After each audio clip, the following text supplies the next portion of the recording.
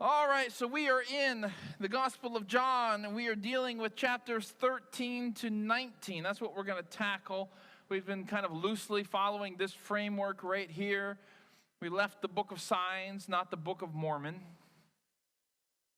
And we've talked about the death and resurrection of Lazarus, which is that hinge story in the Gospel, and now we're going to be talking about the book of glory.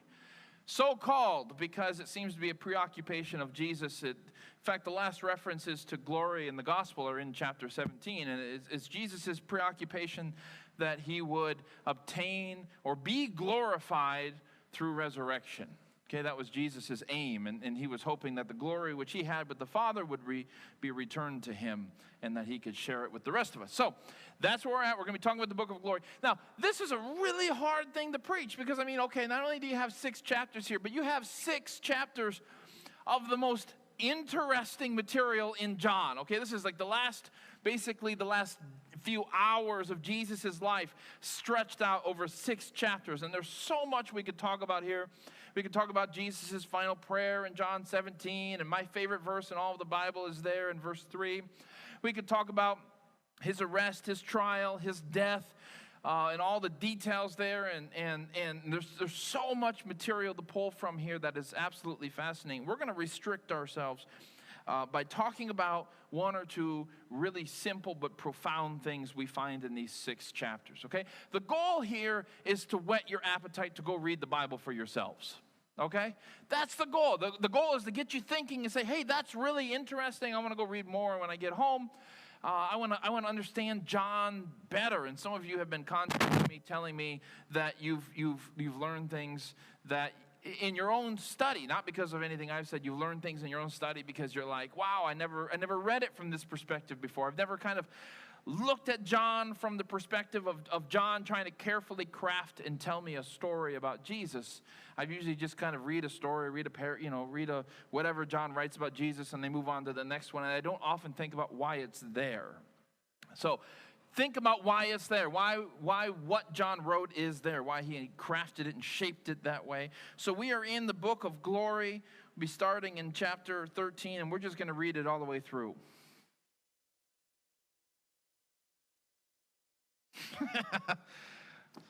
Some of you had mild heart attacks at that moment. It's like, we're going to read chapter 13 to 19 all the way through? Yes, absolutely. Okay, some interesting things that you should know here.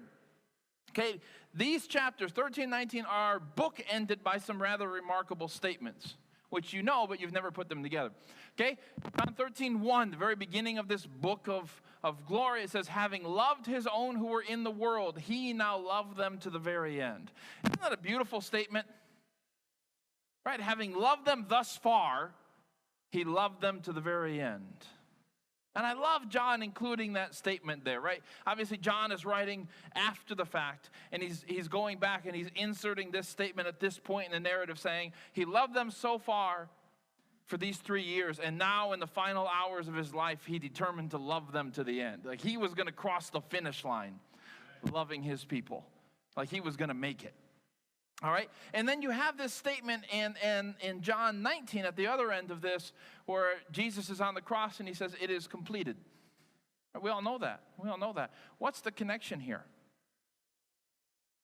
Same Greek word. The word here is telos.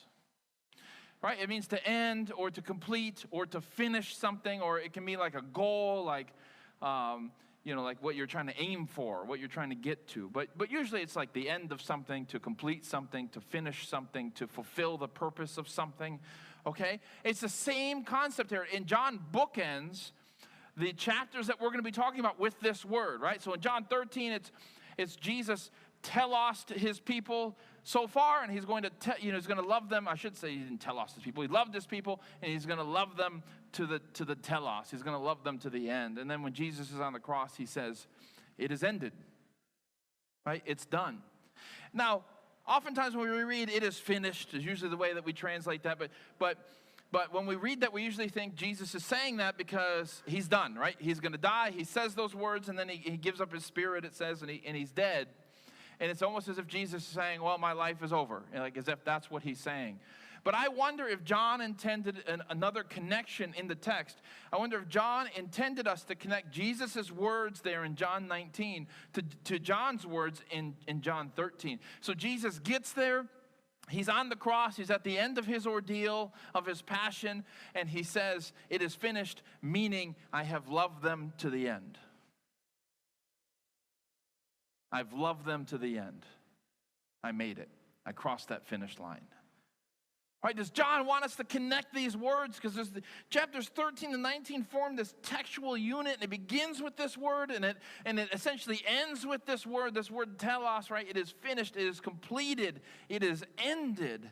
And John wants us to realize when Jesus utters those words, he's not just proclaiming, "I'm about to die, I'm done." He's saying, mission accomplished. I've loved them to the very end. Boy.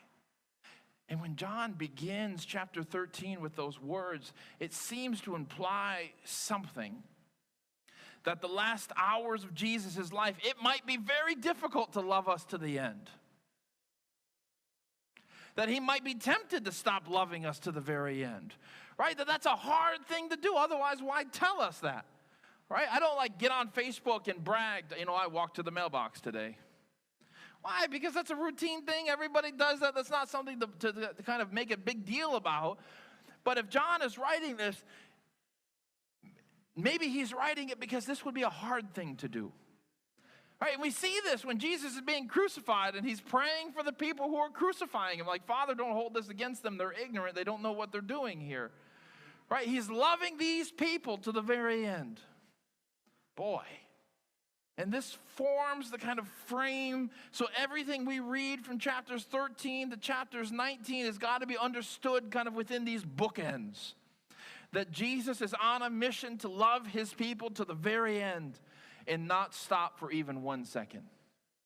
And that this is going to be hard for him to do because of everything that he's about to suffer. Boy. Well, that's heavy, I'd say.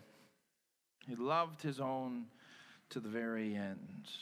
It's almost, you almost get this impression that this was an achievement. Our little girl is 10 months old or so, thereabouts. And when you're carrying a newborn, you have this kind of, especially if it's not yours. I'm not saying about Arwen. Arwen is totally mine, okay? Don't get that rumor started. But someone on the live stream is dying right now. But when you're holding a baby, whether it's yours or not, but especially if it's not yours, you feel like really extra protective over how you carry the baby and support the head and all these sort of things, because you're like, you break it, you buy it. You know what I mean?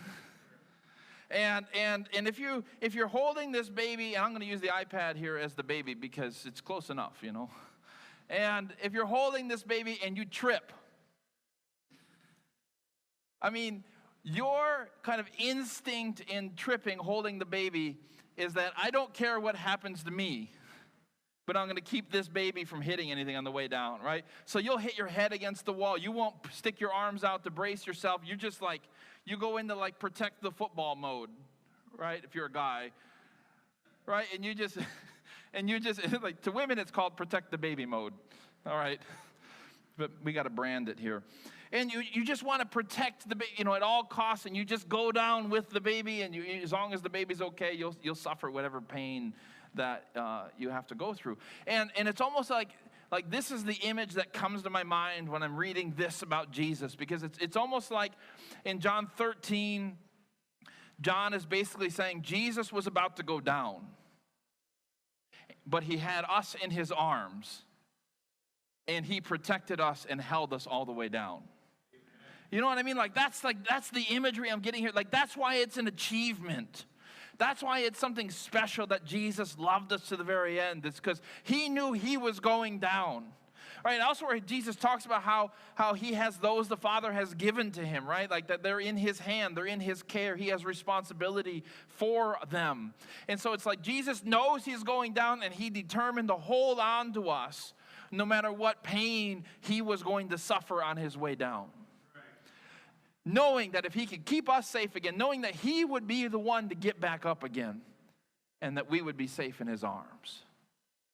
So when John writes this, right, like what's going through his mind? Like, how do you not smile when you're writing this? I mean, how do you not just feel that thrill of celebration where you're finally turning a point in your story with the raising of Lazarus, and you're like, Jesus loved them all this time, and he was going to love them to the very end. I mean, how does that not just warm you? If you're John, you know, like Jesus was carrying you in his arms and in his heart the whole way to the cross, and he kept you safe until the very end.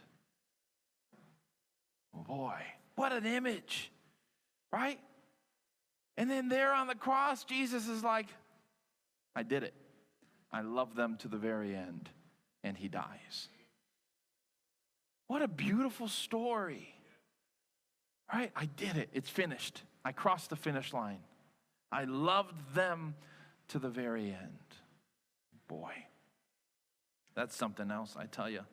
That's something else. So, 1 John 3:16, not John 3:16, 1 John 3:16, John writes, you notice this is the big theme in all of John's writings, right? We have come to know love by this, that Jesus laid down his life for us. Thus, we ought to lay down our lives for our fellow Christians. Right? You get why this is a big theme for John, why he talks about love so much? It's because he was one of the ones Jesus was holding on his way down. One of the ones that Jesus was protecting on the way down. And John is basically saying, because of that experience, I know what love is. Like the only reason why any of us really know what love is, I mean, yes, it's an instinct, but it's an instinct in you that's been born of God because of the example that he has shown us. It's been made in instinct into many of us that when we see a baby, we cradle the baby and protect the baby and feed the baby, right? Because this is the instinct that has been created in us of God. And so we see Jesus as this great, not just example, but the period, definition, period of, period, love, period. This is why it's a big deal for John. He loved us to the very end. John could say he loved me to the very end. How does John, by the way, refer to himself in the Gospel of John? Does he ever refer to himself by name? He does not. How does he refer to himself? Anybody know? It's a bonus question. I don't have any books to give away anymore. How does he refer to himself? Yeah. The disciple whom Jesus loved. Right? He doesn't have a name. It's not John, son of so-and-so. It's not how he refers to himself. I am the one whom Jesus loved. Really, a better way to translate that is the disciple whom Jesus kept loving. Like, that's how he understood his identity as a person. I'm the one who's loved by God. But isn't that beautiful? Like, this is why this is such a big deal for John. Because John staked his whole identity. It's like, I'm not using my name. Who I am is not described by my given name. Who I am is somebody who's been loved and whom Jesus kept on loving. That's who I am. So, soldiers come to arrest Jesus in the garden. Jesus asks them, because Jesus is always the center of every story in John, right? They come to him with swords and stuff, and he's like, who are you looking for? They said, we're looking for Jesus the Nazarene. And then Jesus says, I am he. Key word are those first two words, I am. Do you remember what the soldiers do when they hear that? They fall back and on the ground. Right? Because, by the way, 7 times in the Gospel of John, Jesus makes I am statements. He does. He makes I am statements. All right? I'm the bread of life. I'm the light of the world. I'm the gate. I'm the good shepherd. I'm the resurrection and the life. You know, right? He goes on and on and on and on. He makes 7 statements. And then 7 other times, Jesus simply utters the words, I am. And, of course, we put the pronoun in there. I am he. You know, that sort of thing. But he's just uttering the words, I am, 7 other times. Do you think this is by accident that this is found this way in the Gospel of John? Oh, of course not. So when Jesus says this, he's just saying, I am. And at the name of God, right, the covenant name of God, they instinctively fall back. But what did the disciples do? Nothing. And you get this impression that when the name of God is spoken, those who love and follow this God can stand next to him. But when the name is spoken, those who are opposed to God fall back. Because in those words, I am, is everything who God is. It's his character. And those who are with him can listen to it, and it sounds like beautiful music to their ears. And to those who have chosen the path of evil, when they hear God's name and therefore a proclamation of his character, they can't stand it and they have to fall back. So, I am. So we get in that story in Gethsemane, we get this idea that the love of God is divisive. Some are able to stand with him in the garden and some fall down. Something about it that's divisive. You would think that when God decides to come down to earth, this God of perfect love, that everybody would cling to him and want to be around him and love him and value him and want to listen to him. I mean, isn't that what you would think? If a perfect being came down here, don't you think I would want to be around that person and listen to that person and learn from that person, right? Like, that's what we tell ourselves. But what do they do?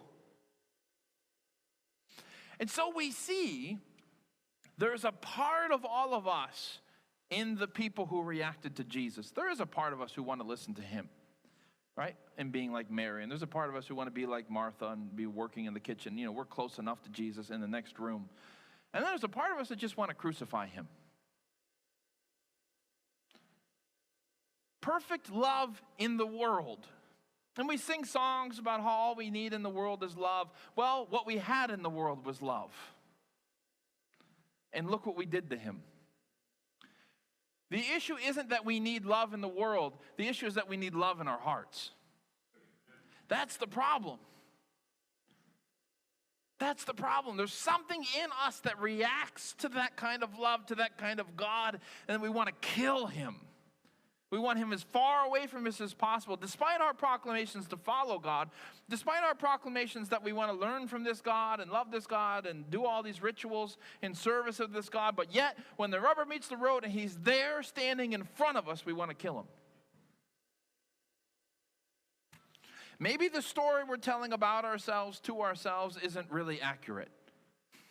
Maybe when we say, I love God and I want to follow him and we need more love in this world and da-da-da-da-da. Yeah, but you know what? I mean, if the statistics hold up, the vast majority of the people, the religious people in that day, when they met him, wanted to kill him. The story they were saying about themselves, that they were pious followers of God, just wasn't true. They were pious indeed, but frauds. You would think that a people sick of sin, of centuries of sin, would welcome their Savior. You would think so. You remember when Moses went to go free the Israelites? Even before he got back from his burning bush vacation, right? He tries to protect one of the Israelites from an Egyptian who was beating him. Remember that story? Doesn't seem like he means to kill the Egyptian, but he kills the Egyptian. What does the Israelite tell him? Thank you so much, man. That guy was a jerk. He was beating me. He was horrible. Thank you for getting rid of him.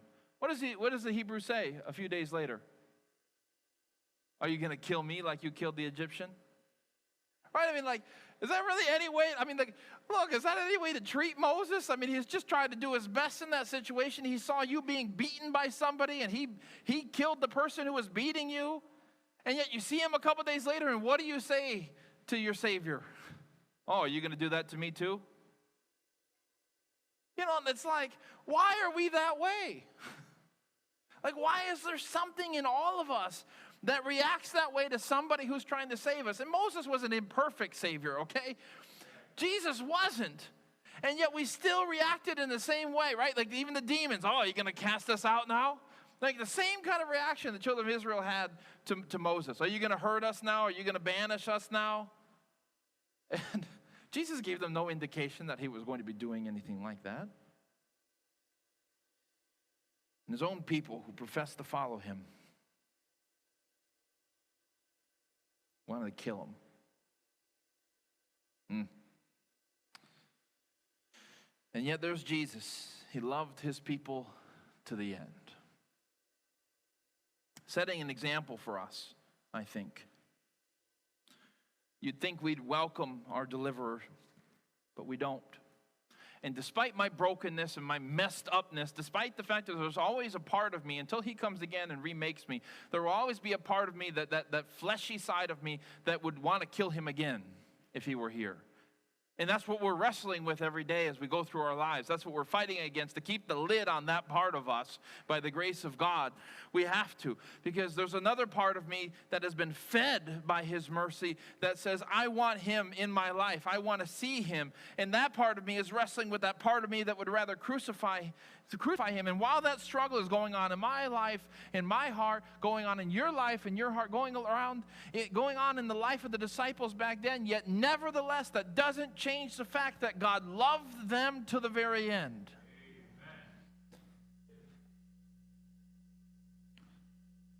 Jesus says, I have told you these things so that in me you may have peace, for that inner struggle. In the world, you're going to have trouble and suffering, but take courage because I have conquered the world. He wasn't quite there yet when he said those words. But that's faith, isn't it? He had faith that he would cross the finish line, finish the job, conquer the world. One final text, a few verses earlier, he says, you have sorrow now, but I will see you again. You have sorrow now, but I will see you again. Come on, does that promise get anybody in here excited? Yes, sir. You have sorrow now, but I will see you again. And when I see you, your hearts will rejoice. And not only will they rejoice, but no one will be able to take your joy away from you. Amen. Man. Come on, guys, what a promise that is. Right? What a promise. Like, you know what? I know you're going through some sorrow now, and I'm thinking to myself, this is Jesus a few hours before the cross telling his disciples, I know you have sorrow now. And you just want to go back in your time machine and just interrupt that scene and be like, hold on, pull a Kanye, and be like, disciples, you need to be comforting him. And yet here's Jesus comforting them. You're going through some sorrow now, but I will see you again. And your hearts will rejoice, and no one will ever be able to take your joy away from you. So when that resurrection happens, when they have this resurrection life in their own life, it is a joy that no one will be able to take away from you. Brothers and sisters, do you have that joy? Do you have that joy that there's no circumstance, there's no situation, there's no politician, there's no religious figure out there teaching crappy things that is going to be able to take that away from you? That's right. It is yours by the grace of God, because you have that resurrection life in you. And along with that resurrection life comes that joy that cannot be taken away from you. So you read that news, you go live out in that world, and no matter how bad this place gets, you don't forget that joy you have. You keep that resurrection life that you have in you, because Jesus has been holding on to you all the way down. And if he kept you safe on the way down, he's going to keep holding on to you on his way up. And that's how you get that resurrection life.